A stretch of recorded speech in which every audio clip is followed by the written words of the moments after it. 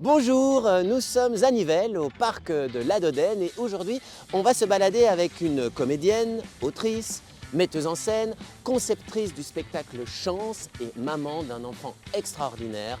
Aujourd'hui, Le Villard prend l'air avec Céline Beigbeder.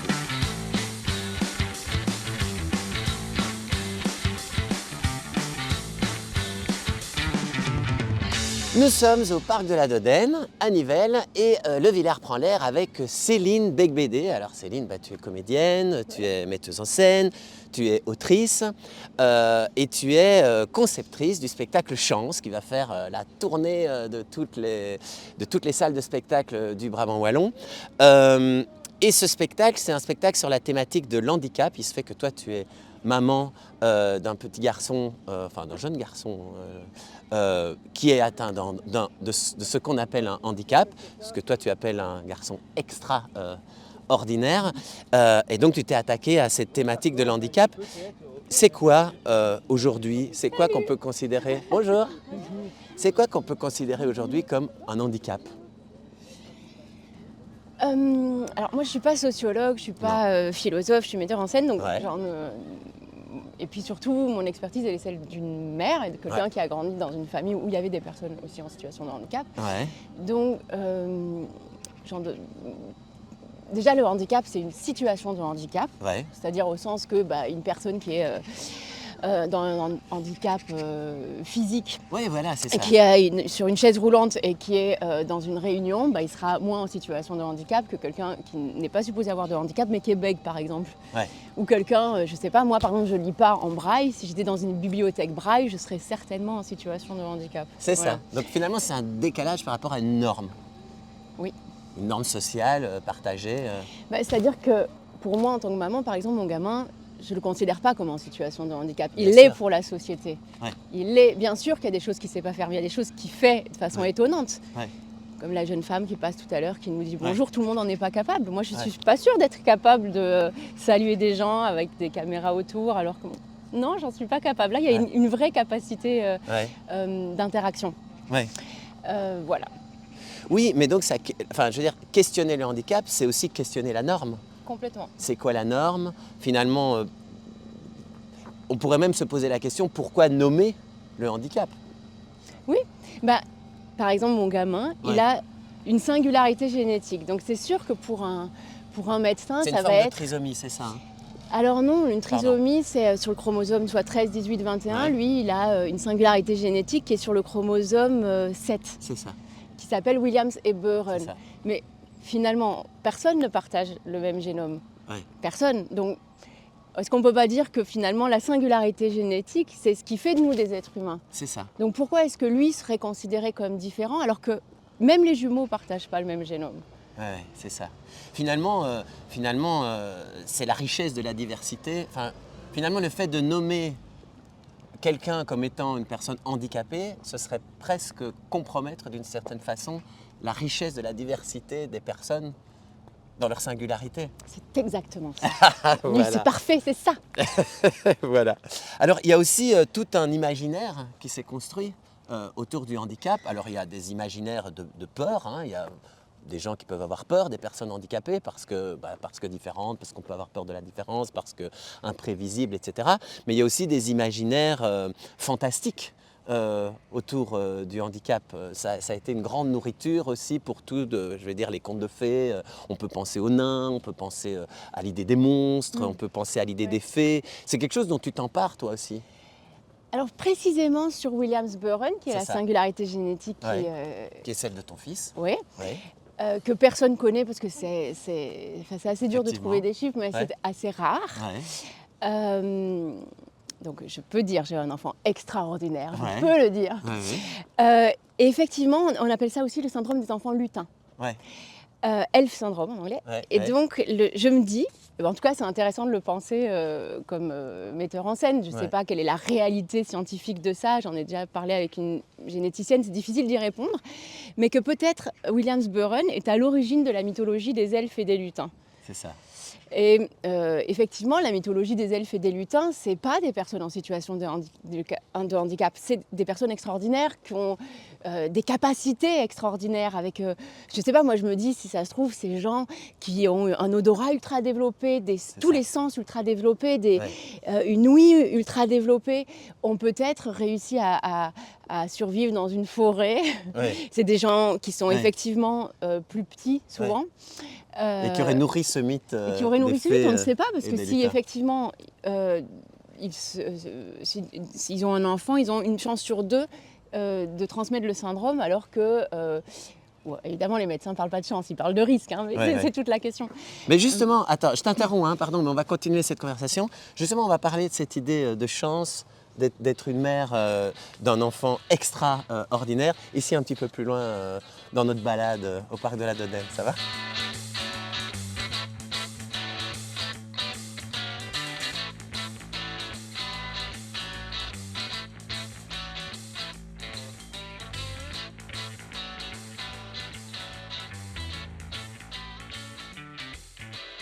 Nous sommes à Nivelles, au parc de la Dodène, et le Villard prend l'air avec Céline Becbédé, comédienne, autrice, metteuse en scène et conceptrice du spectacle Chance, qui sera en tournée partout dans le Brabant wallon. On a déjà un petit peu parlé de l'handicap, de ce que c'est l'handicap, etc. Alors toi, tu nous as expliqué que tu étais maman d'un garçon en situation de handicap.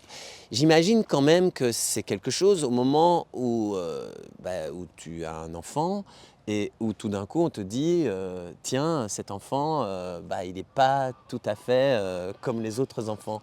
Comment on vit ça? Parce qu'aujourd'hui tu appelles ton spectacle Chance, et donc ça tu vas nous l'expliquer, tu considères vraiment ça comme une chance. Mais est-ce que dans un premier temps tu as considéré ça comme tel? Et parce qu'aujourd'hui on sait qu'il y a beaucoup avec la médecine, les évolutions de la médecine, il y a beaucoup de possibilités pour avoir beaucoup d'informations sur les bébés à naître, et on sait très bien qu'il y a des tas de situations dans lesquelles il y a des risques, parfois de handicap très élevés ou confirmés, et que parfois même les gens décident de ne pas garder un enfant pour cette raison-là.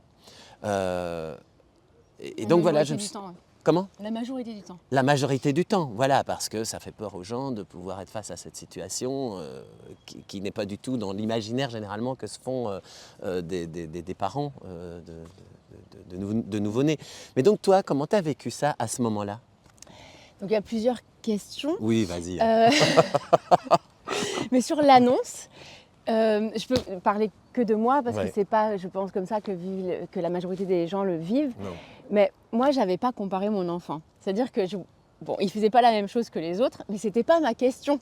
Ouais. Puisque moi, me considérant pas comme dans la norme, d'avoir un enfant qui n'était pas dans la norme, qui effectivement à 2 ans marchait pas, parlait pas, disait 3 mots, et les médecins me disaient qu'il fallait en dire 5. Pour moi, c'était un truc un peu fou. Enfin, je considérais que les médecins étaient un peu fous. Ils sont pas fous, ils ont juste des normes à respecter. Et effectivement, quand il y a différentes choses qui ne rentrent pas dans la norme, on va proposer différentes solutions jusqu'à séquencer le génome. C'est ça. Donc moi, quand on me l'a appris... ça, c'est quelque chose que tu as appris plus tard, enfin, c'est pas au moment de la naissance. En fait, au moment de la naissance, alors ça c'est encore une autre question, mais juste pour finir sur la question de l'annonce, moi je l'ai appris, il avait 2 ans, et je suis tombée des nues, mais tombée des nues. Et j'ai été très en colère, parce que jusqu'à ces 2 ans, je voyais tout ce qu'il était capable de faire. Et à partir du moment où il y a eu un diagnostic, j'ai vu tout ce qu'il n'était pas capable de faire. Et ça a modifié mon regard pendant un certain temps, et j'ai mis du temps à retrouver le regard que j'avais avant. C'est ça. Et ça a été quelque chose. Donc oui, je considère que c'est une chance. Et alors c'est pas une chance tous les jours, il y a des fois où c'est quand même compliqué. Il y a des fois où c'est mais même plus avec facile. Des enfants dits normaux, bien sûr. Il y a des fois où c'est facile, par exemple, pour l'anniversaire, son truc c'est les machines. Donc ce qu'il veut, c'est aller à la décharge récupérer des machines, ce qui est facile. Voilà. Donc ça, ça fait partie des choses plus faciles. Plus facile. Oui, c'est Par ça. contre, quand il demande à Saint-Nicolas une dégauchisseuse qui fait 3 mètres sur 2 et qui pèse 1 tonne, là c'est moins facile. Oui, bon. Voilà. Mais tu as dit, dans ton explication, tu as dit que toi, tu ne te considérais pas dans une normalité déjà. Oui. Et pourquoi ? Pour plein de raisons. Déjà enfant, parce que j'avais aujourd'hui, j'arrive à m'exprimer très très bien. C'était pas du tout le cas quand j'étais enfant. D'accord. C'était très difficile pour moi de prendre la parole en public. D'ailleurs, je pense que c'est pour ça que j'avais fait ce métier. Oui. Mais ça va, tu t'en es bien. Je m'en suis sortie, mais vraiment à l'âge adulte, quoi. Ouais. C'était. Et effectivement, je pense que je partage pas un regard très normatif sur ces choses et que c'est. Oui, je pense que ça vient d'un sentiment d'être un peu, pas seul au monde, mais un petit peu décalé, voilà. Okay. Ce qui aujourd'hui fait ma force, mais qui n'a pas forcément été toujours facile. Donc, que mon enfant soit décalé par rapport aux autres, c'est OK. C'est OK. Voilà. Donc, je comprends. Quand les médecins me disaient, voilà, c'était pas. Et même autour de moi, je pense. En fait, je me demande aujourd'hui comment j'ai fait pour pas le voir. Mais tant mieux, Ouais. tant mieux, vraiment. Parce qu'il a eu la chance d'avoir une mère qu'il considérait comme normale et qu'il considère toujours comme normale. Oui. Et ça, et d'ailleurs, il est normal puisque j'ai un enfant. Donc évidemment. c'est ma norme. Oui, c'est ça. On continue. Sur la question du NIP. Oui, mais je propose qu'on en parle juste après. Là, tout près des jardins du parc de la Dodène.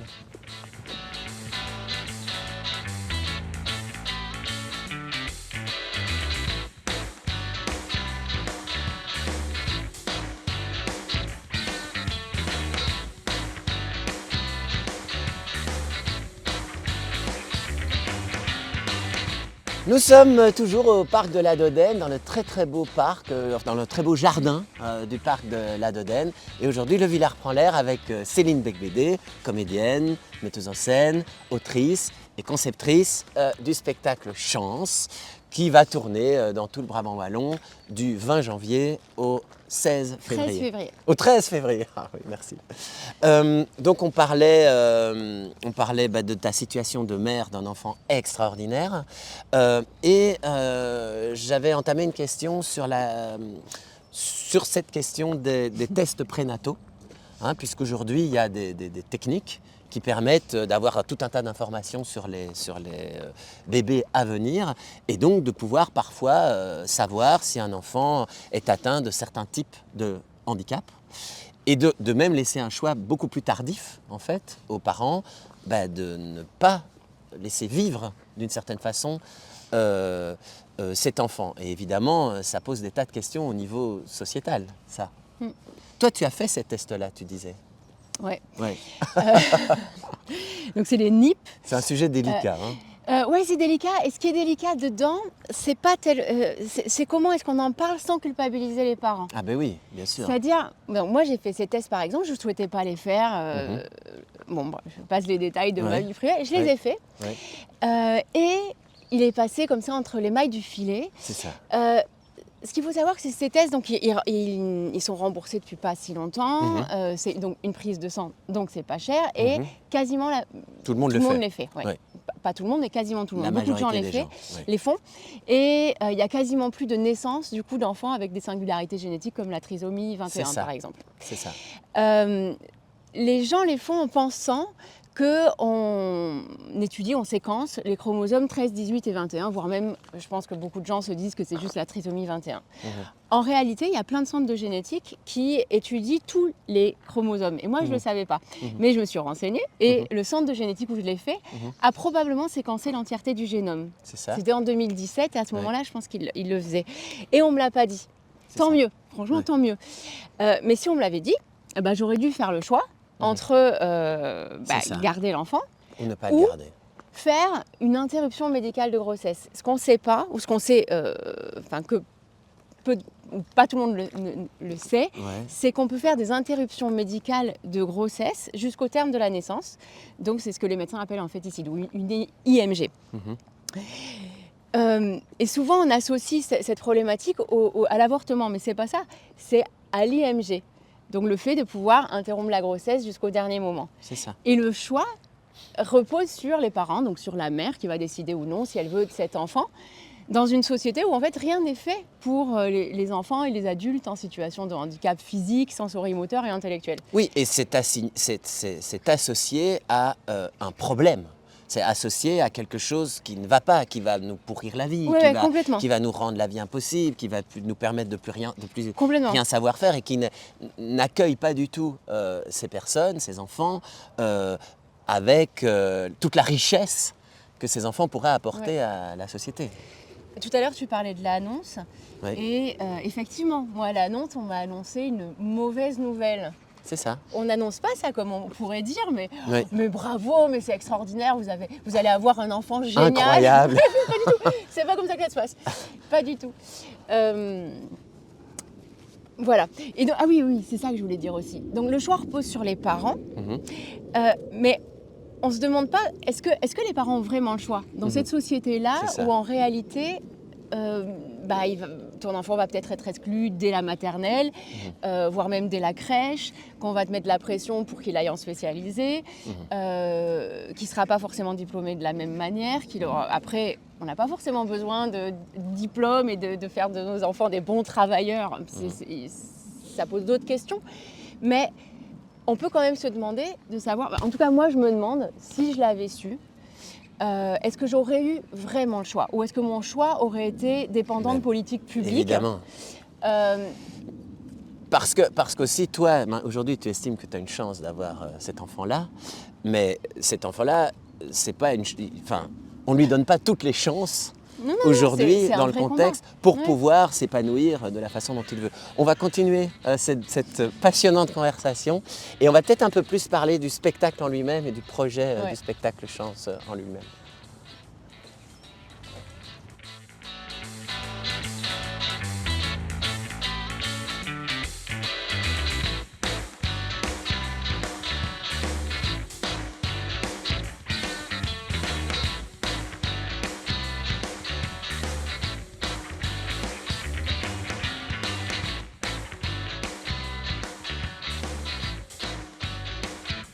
Nous sommes au parc de la Dodène, à Nivelles, et Le Villard prend l'air avec Céline Becbédé, comédienne, metteuse en scène, autrice et conceptrice du spectacle Chance. Donc spectacle Chance qui sera en tournée partout dans le Brabant wallon du 20 janvier au 13 février, c'est ça. Mais parlons un peu de ce spectacle, hein. Donc toi, tu viens de nous l'expliquer, tu es maman d'un enfant extraordinaire. Bah alors ça, c'est une chose d'être maman d'un enfant extraordinaire. Ton spectacle précédent, c'était autour du musée de Tervuren et les questions de... Enfin, on va pas reparler de ton spectacle précédent. Ce que je veux dire par là, c'est que c'est pas évident de décider de faire un spectacle. C'est encore une toute autre approche pour toi de cette question qui te concerne évidemment de façon tout à fait personnelle et intime. Mais pourquoi? C'était quoi le besoin? Déjà, c'était un besoin. Voilà. Donc des fois, les besoins, c'est purement Mais c'est du théâtre, intuitif. donc c'est de partager quelque chose avec d'autres. Ouais, complètement. Je pense qu'on est quand même, on en a parlé là toute la matinée, on est quand même fortement sur un narratif médical, un narratif du drame. Et j'ai Dans la la société chance, en dans la général. société par rapport au handicap. Ouais. Et j'ai la chance justement d'avoir un métier où je peux changer de narratif.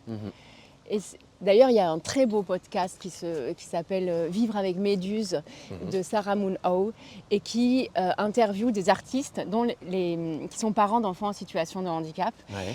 et qui racontent comment en fait tu peux vivre les choses différemment parce que aussi tu peux changer le narratif. Et donc pour moi c'était nécessaire et ma première démarche ça a d'abord été d'interviewer des personnes en situation de handicap en leur demandant c'est quoi pour toi le handicap? Est-ce que tu te sens en situation de handicap ou pas du tout? D'ailleurs c'était génial parce que beaucoup m'ont dit non, c'était des personnes en situation de handicap intellectuel et associer le handicap au handicap physique et sensorimoteur et pour eux ils n'étaient pas en situation de handicap. C'est ça. Et je leur ai demandé Pour eux, les handicapés, c'est ceux qui étaient en chaise roulante. Voilà. C'est quoi pour toi l'intelligence? Ouais. Puisque, effectivement, moi, le combat de ma vie, c'est de faire reconnaître l'intelligence de mon enfant. C'est quoi pour toi? Est-ce que tu es heureux, déjà? Et je crois qu'en tout cas, tous celles et ceux que j'ai interviewés étaient heureux. Et mon fils est heureux et me rend heureuse. Et quel conseil tu donnerais à mon fils pour qu'il soit heureux plus tard? Et j'ai commencé le travail sur ces questions-là. C'est comme ça que j'ai rencontré... Donc un travail de documentaire, de reportage. Ouais, et puis aussi un travail artistique, parce qu'en Tout à fait. réalité, je les ai interviewés, c'est quelque chose que j'ai monté par bout. Et j'ai rencontré une comédienne et chanteuse qui fait de l'électro, qui est super, qui s'appelle Tania et qui est dans le spectacle et Voilà. qui a la même singularité génétique que mon fils. C'est ça. Donc c'est aussi c'est Williams, hein, c'est ça? Ouais, William Severin. Voilà. Et donc elle est dans le, Elle est dans le spectacle. Elle joue dans le spectacle. Mais donc ça, c'était aussi important pour toi. C'était très important Voilà. pour moi parce que je parle de mon point de vue de personne concernée en tant que mère. Et j'avais envie qu'il y ait des personnes concernées dans leur corps par cette singularité-là. Et qui soient aussi sur le plateau. Bien et sûr. qui soient aussi des artistes. Ouais. Et j'avais aussi envie qu'il y ait une comédienne vraiment qui partage avec nous notre amour du théâtre pour me permettre aussi moi de sortir de l'esthétique pure du témoignage et être dans du théâtre avec des... où par exemple, elle peut jouer mon rôle. Tu parles de la troisième comédienne qui est Eva Zingaro-Meyer. Exactement. Voilà, donc vous êtes 3 au plateau. On est 3 au plateau. Ouais. Et donc elle joue mon rôle. Et par moment en tout cas, et moi je peux me permettre de faire la neurologue, la directrice de l'école, etc. Et ça amène quand même une dimension où ça met un peu à distance et ça permet aussi de dire des choses qui si c'était moi qui les prenais en charge et pas Eva Zingaro-Meyer, peut-être elle serait entendue différemment. Ouais. Voilà. Oui, je comprends. Et donc, l'objectif de ce spectacle, c'est quoi? C'est de permettre que les spectateurs puissent avoir un autre regard sur le handicap que ceux qu'ils pourraient avoir a priori. Ouais. C'est-à-dire si on peut effectivement se dire, et oui, si c'était une chance, si en fait, je veux pas... Si c'était une chance pour toi, mais aussi une chance pour toute la société. C'est-à-dire, est-ce que... D'avoir ces personnes qui offrent un autre regard. Sortir un peu de la question de la charité chrétienne comme ça, où on va prendre soin des personnes en situation de handicap. Ouais. Non, je pense que c'est tout autant elles qui prennent soin de nous, et parce qu'en réalité, il n'y a pas de barrière. En fait, ça concerne tout le monde. Demain, on peut traverser la route, se faire écraser. C'est ça que nous apprend le handicap. C'est que ça nous renvoie aux peurs existentielles, c'est-à-dire la peur de la vulnérabilité, la peur de l'autre et l'interdépendance. Et si on peut sortir de là en se disant mais en réalité c'est une richesse inouïe et c'est une chance et en fait on en a besoin, c'est un besoin pour être une société pleine et une société riche, voilà, j'aurais fait ma part du boulot. Bon super, c'est une super bonne conclusion à cette balade. On est face d'ailleurs à la très belle collégiale de Nivelles. Bon, ça n'a rien à voir avec ce dont on vient parler. Mais c'est magnifique. Mais c'est quand même une très belle vue ici du parc de la Dodène. C'est beau comme une scéno. Voilà, exactement, c'est une très belle scéno. Évidemment, j'invite tout le monde à venir découvrir Chance, donc ce spectacle qui sera en tournée dans toutes les salles de spectacle du Brabant Wallon du 20 janvier au 13 février 2026. Merci beaucoup Céline et à très vite. Merci à toi.